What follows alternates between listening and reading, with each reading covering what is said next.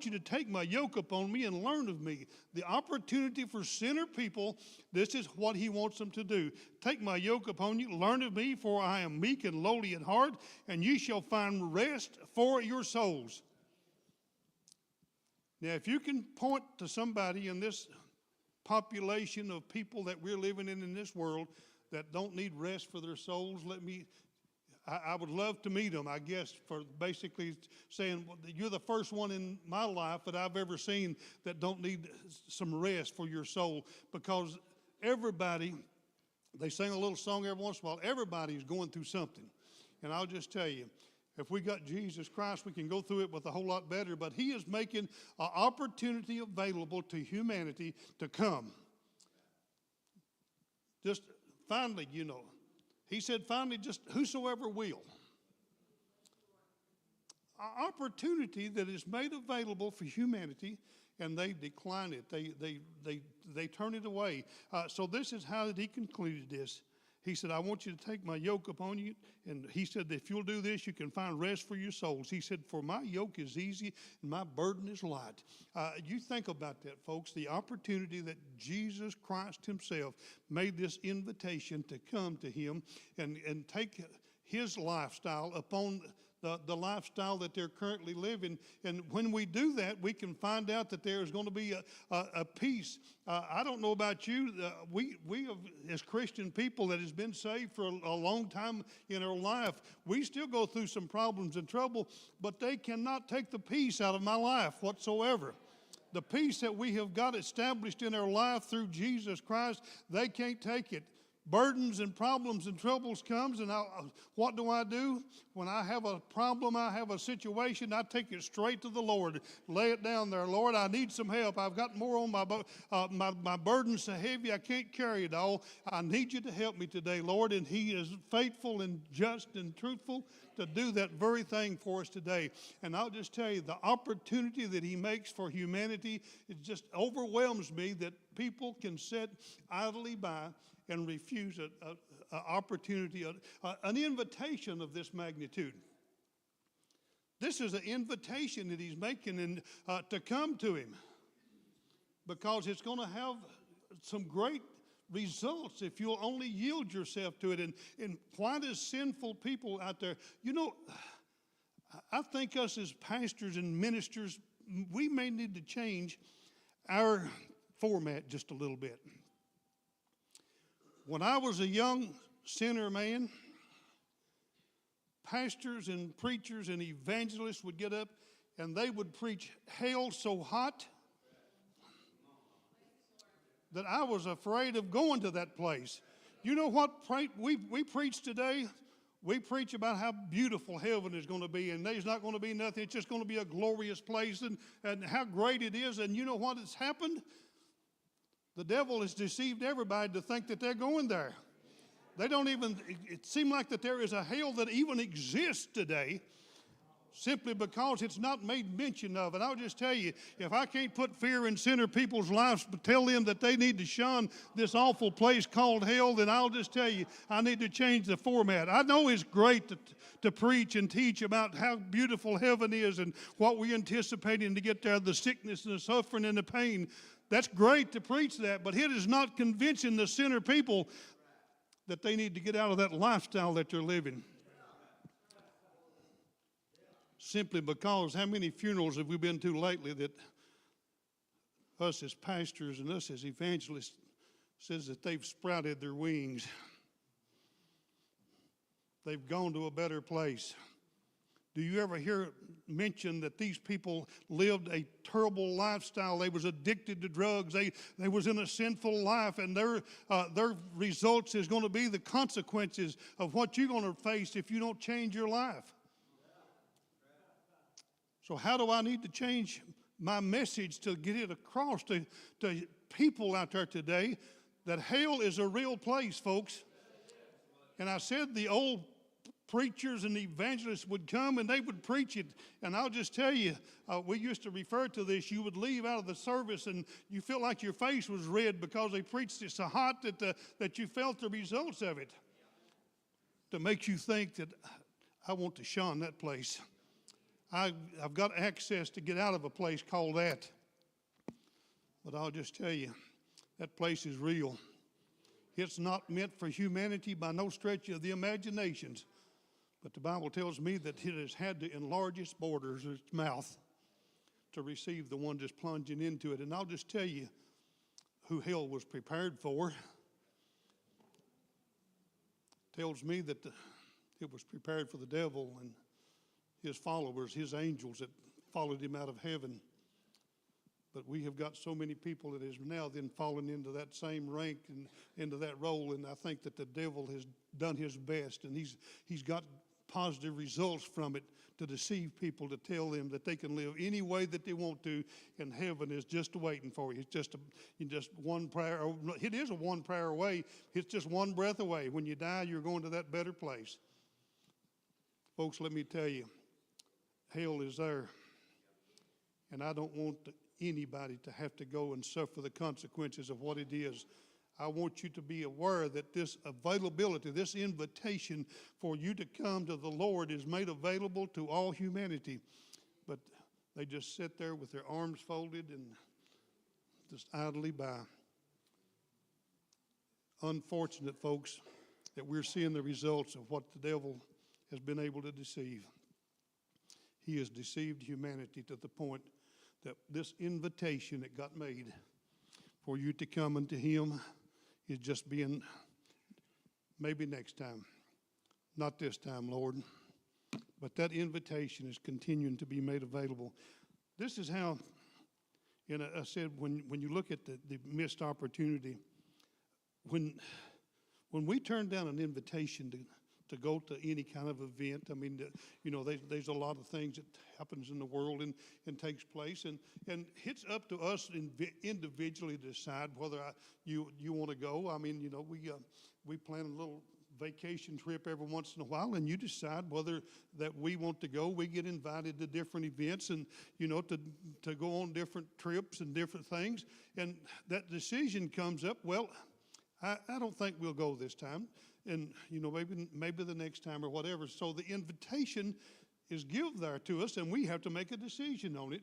And this is how that the invitation is made. And Jesus put it into this perspective. And I said he talked about this in the book of Luke, and he done it in this format as a parable. This is how that he put it into context in the 14th chapter of the book of St. Luke. And this is how that invitation was sent out to different people. In this parable, I said, this is just basically the same thing as what I'm doing to you today. We're giving you an invitation to come and give your heart and life to the Lord, and from that point on, you can just continue to live expecting that things is going to just get better. We're going to let the Lord carry our burdens, our loads, and all the different things. But there was an invitation that went out in this parable, and it said, and this is what happened. He said unto him, there was a certain man that made a great supper, and he invited. It called it bade, but he invited many. There was a lot of people, that had an invitation, and I said this is a parable, and let me tell this sinner world that's out there today, there is a supper that's being prepared. There is an invitation that is being made.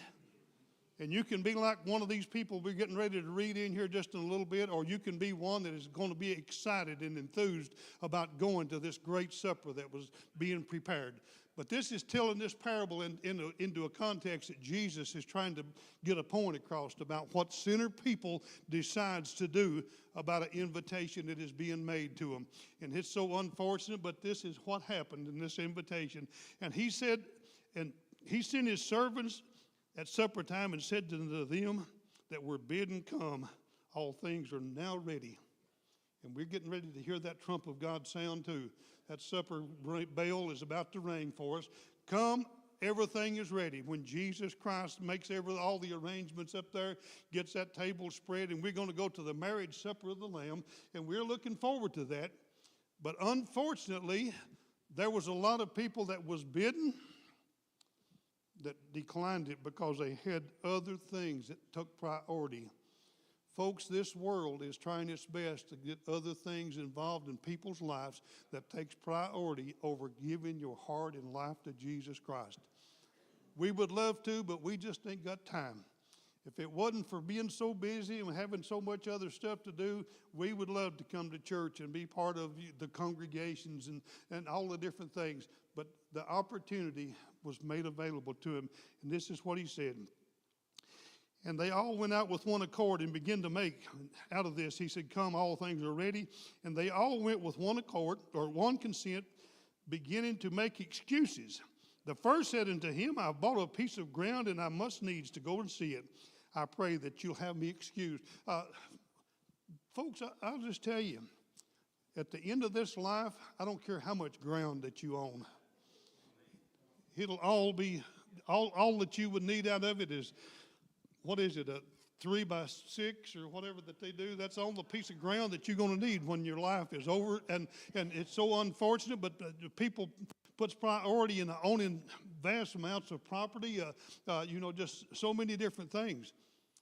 But this excuse came back, and you go back and tell the man that prepared the great supper, I'd love to have come.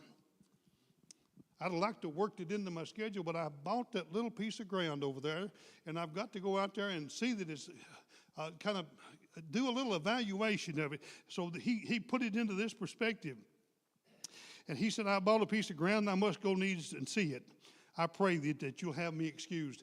Folks, that excuse will never stand up when we stand before Jesus Christ. You may think that you're getting away with having a reason that I could have got saved, but I just had so much to do. That excuse will never stand up.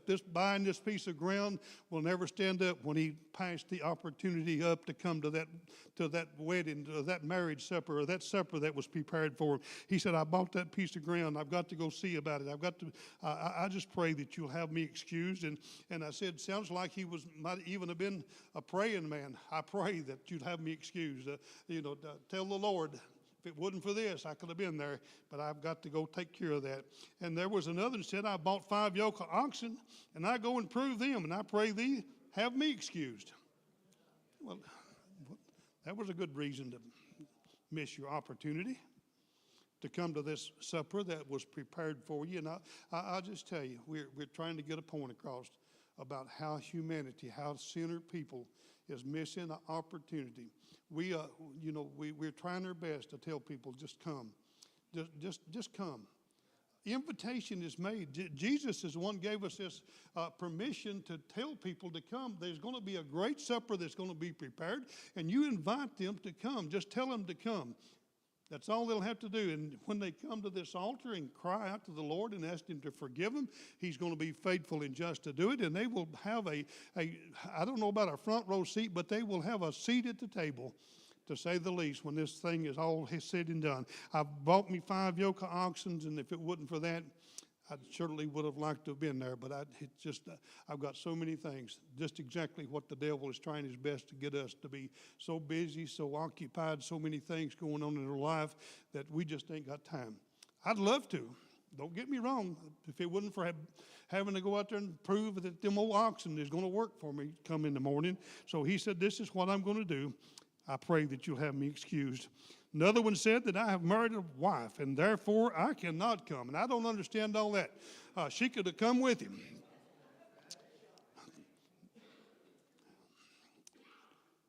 He didn't go into no detail about what it was, but he said, I have married a wife.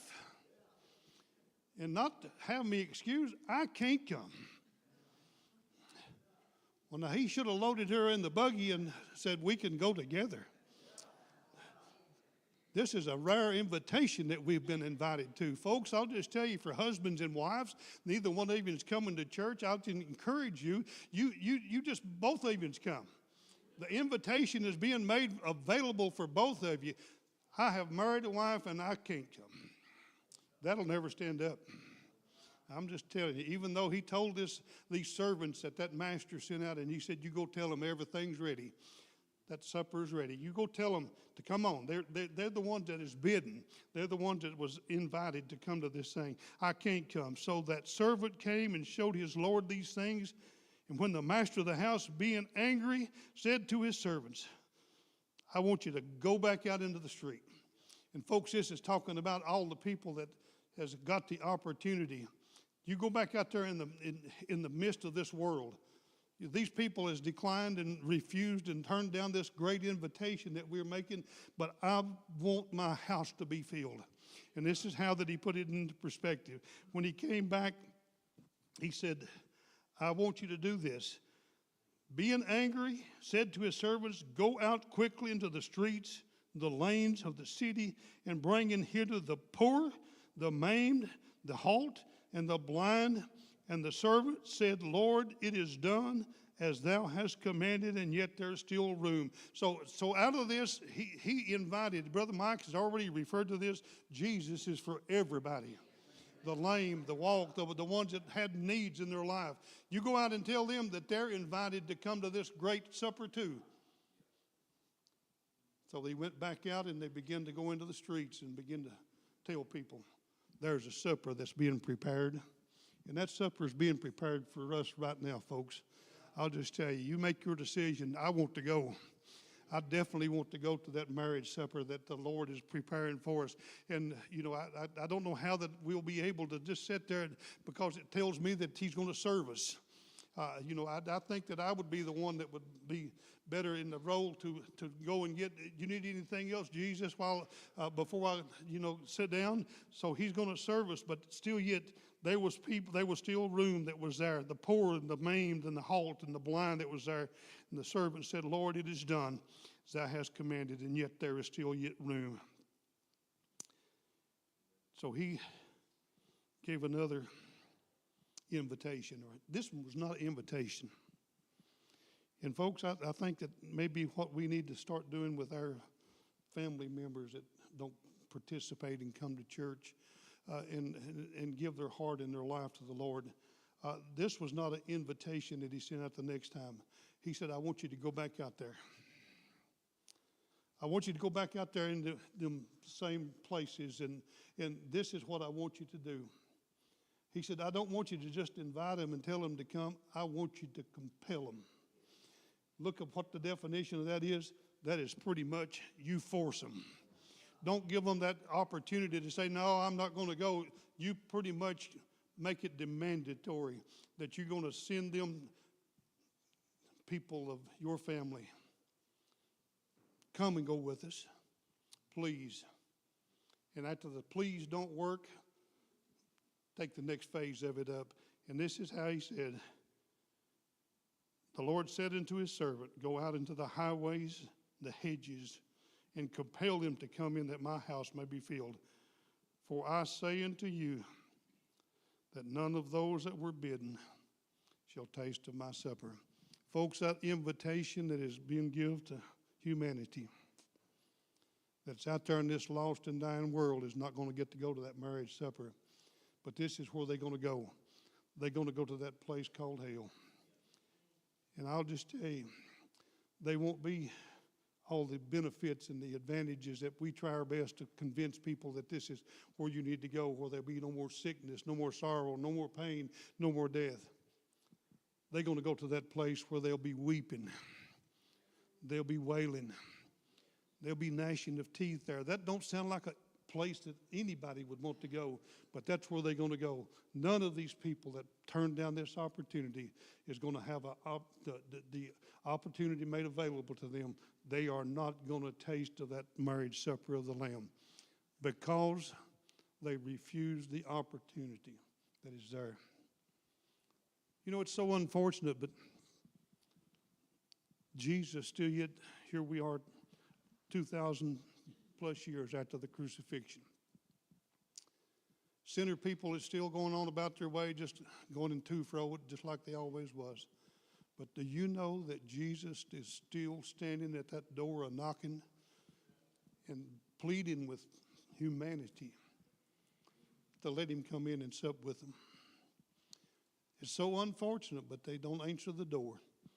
Another missed opportunity. This book is full of opportunities that Jesus Christ himself suffered and sacrificed himself for to make a way that we could go to what this parable is talking about, that we can go to that great supper that was prepared. And I'll just tell you, there's no fee for it. The price has already been paid. But this is what you have to do. You have to come and ask the Lord to get that. And I'm going to use it in a modern day event. To get that ticket to go to this place, you have to come and ask the Lord to forgive you. That's how that you get an invitation, and that's how that you make arrangements that you can go and be to where that great supper is going to be prepared for us. So you think about it, folks. We're either going to have to change your strategy somewhat to convince people that they don't want to go to that awful place, or we are going to have to convince people or compel people to use a little bit more of a push to get people to come to the Lord. And I'll just tell you, the day that we're living in, the devil has had to have had humanity, people so deceived that they can't see that. And I don't know that they're not seeing it. There's a lot of people, I think, that feels like that the Lord's getting ready to come back, that don't have a thing to do with church, that don't have a thing to do with believing. They just feel like that there's something,